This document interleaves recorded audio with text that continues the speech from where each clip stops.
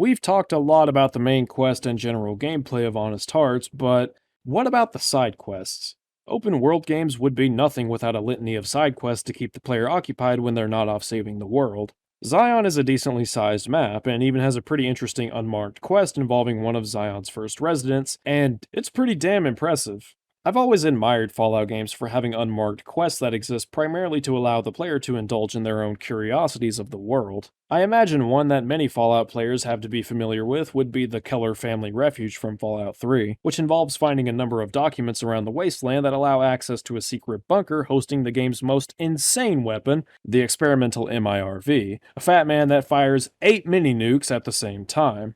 I remember having such a blast trying to find those documents, and not having it be a marked quest allowed for me as the player to become more immersed out of my own personal interest.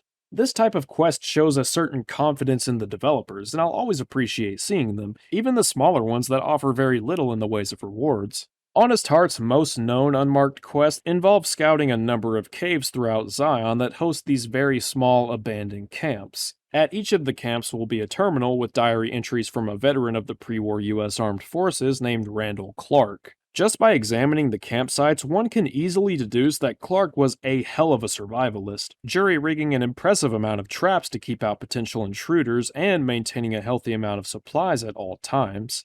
The generally clever placement of these traps also allows the player to get a first-hand understanding of just how intelligent this man was when it came to survival. Clark's diary entries detail how exactly it was he managed to survive in Zion during the immediate aftermath of the Great War. But it's not just the sheer detail that went into telling how he survived that makes him such an interesting character.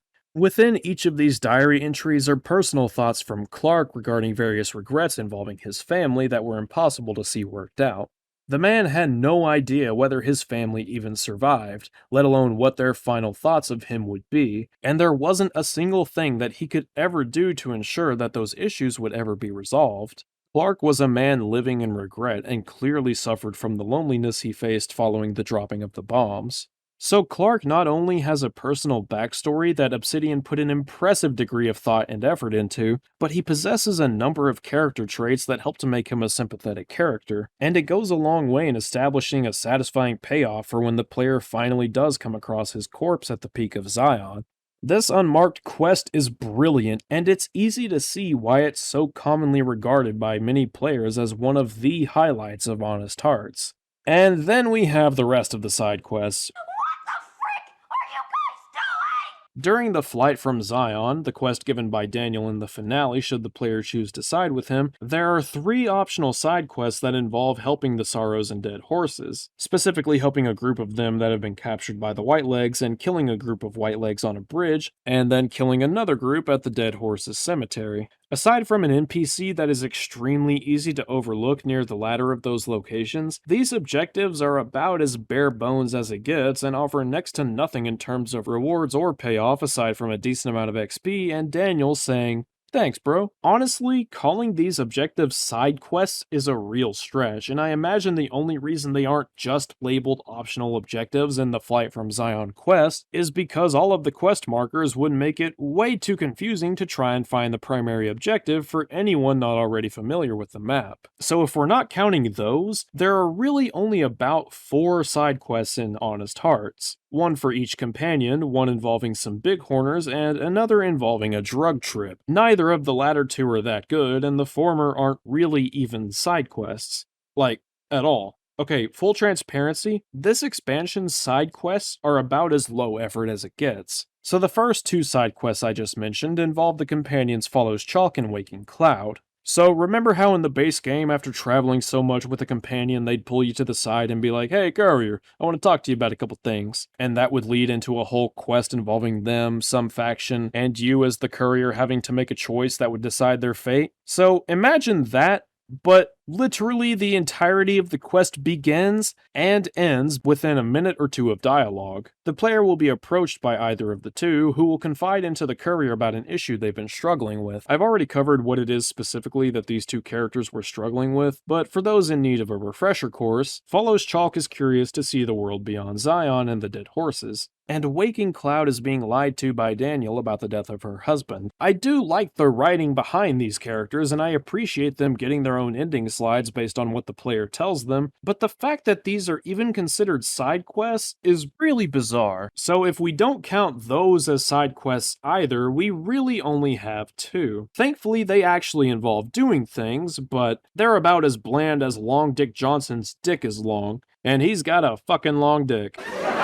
Hence the name. The first of these side quests involves moving a baby bighorner from one spot to another. Basically, the courier gets some fruit, feeds the baby bighorner, leads it across some cliffs, and that's pretty much it. I feel like Obsidian had this neat idea for a platforming focused side quest, and then just kinda stopped the moment they found it remotely adequate. I can definitely see what they might have been shooting for here, but the end result is really unengaging. So you might be thinking to yourself, damn, these side quests sound really lazily put together, and normally I wouldn't encourage this type of criticism unless there was a particularly solid grounds for it.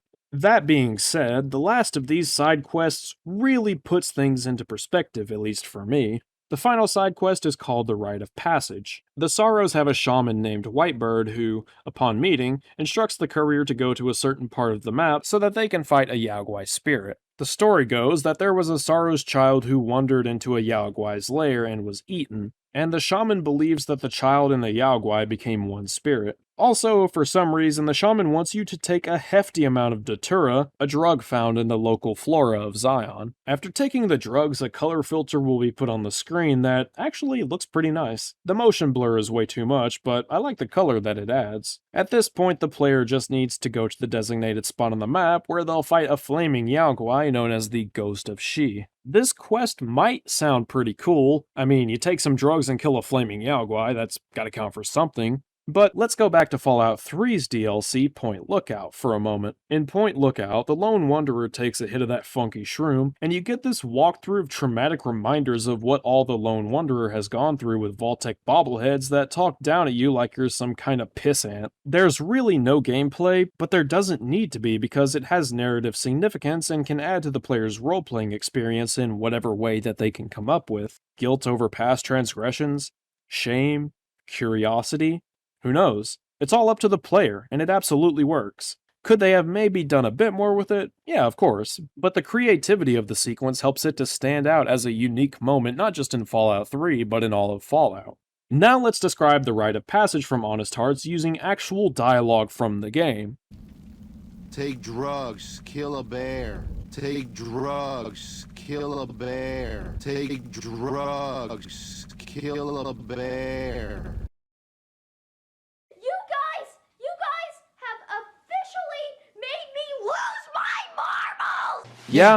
Yeah, that's basically it. But there's definitely more to it than that. For starters, how the fuck does this quest work? The courier is told to take a drug so that they can fight this Yaogwai, but there's no explanation given as to why this drug is even necessary in the first place. Real-life Native Americans had a number of rituals and ceremonies that they would invoke in attempting to establish some form of contact with the spirit world. For example, in the late 1880s, when conditions were especially hard going on the reserves, the Paiutes introduced a ceremony known as the Ghost Dance. This ceremony began following the visions of a Paiute medicine man named Wovoka, which occurred during the eclipse of January 1st, 1889, which itself stems from a Paiute tradition that began in the 1870s following the visions of Grey Hair, who dreamt of a renewal of the earth and reintroduction of spirits into contemporary society. The Ghost Dance itself would occur every 6 weeks, and it involved the entirety of the tribe, where they would feast and dance for 4 consecutive nights and finally bathe in the nearby rivers at the dawn of the 5th day. What's more interesting, Wovoka resided in none other than Nevada. This tradition has a very clear and meaningful purpose, as well as an origin, and that's only one tradition that Obsidian could have drawn upon as influence for this rite of passage. Instead, the player just takes some drugs and fucks off to kill a bear. It's just so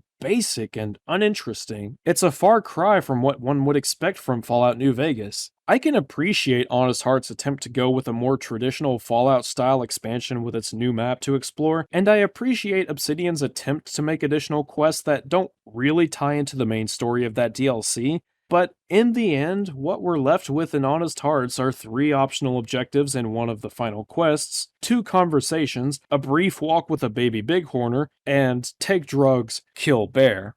I don't need every side quest in this expansion to be for Auld Lang Syne or Beyond the Beef, but the oversimplicity of those found in Honest Hearts really detracts from the experience and fails to flesh out Zion as much as it could have. Hey, what's going on, guys? Loveless here in post editing, and now that I'm actually listening back on this, it really annoys the piss out of me that the side quests in Honest Hearts are this bad. So I'm gonna go ahead and put about as much effort into this closing as Obsidian did with their side quests.